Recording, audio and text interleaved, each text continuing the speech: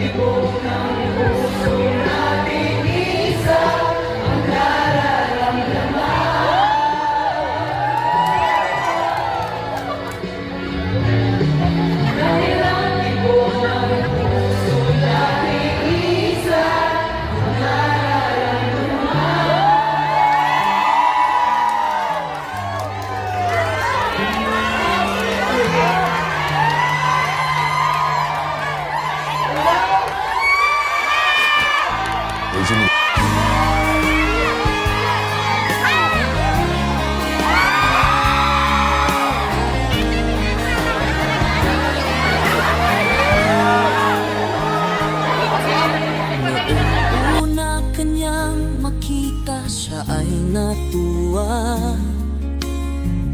Ngunit noong lumapit ka, ay puno ng kaba, di makapagsalita. Puso ay tumatalon sa tuwa. May dala ka pang royal na lalong nagpakilig sa kanya. O Edu, dahan-dahan lang, siya ay namamaligmata at di makapaniwala.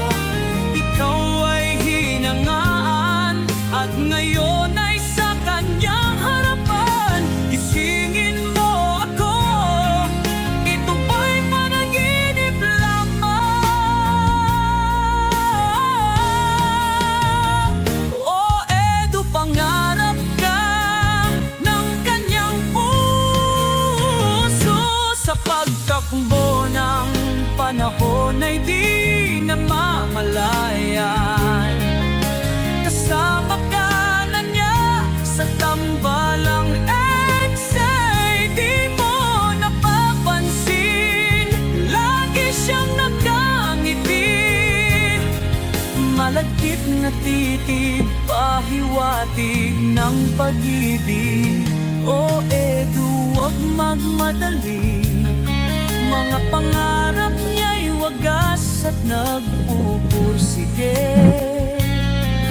Sa tamang panahon kanyang isusuko ang pag-ibig na iyong minimithi.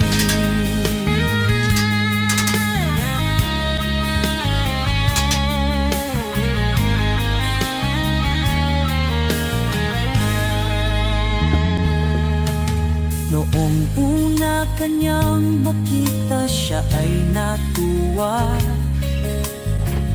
Ngunit noong lumapit ka, ay puno ng kaba, di makapagsalita. Puso ay tumatalon sa tuwa. May dala ka pang royal na lalong nagpakilig sa kanya. Sa pagtakbo ng panahon ay di namamalayan. Kasama ka na niya sa tambalang eksay, di mo napapansin, lagi siyang nakangiti. Malagkit na titig, pahiwatig ng pag-ibig. O Edu, huwag magmadali, mga pangarap niya'y wagas at nagpupursige. Sa tamang panahon kanyang isusuko ang pag-ibig na iyong minimithi.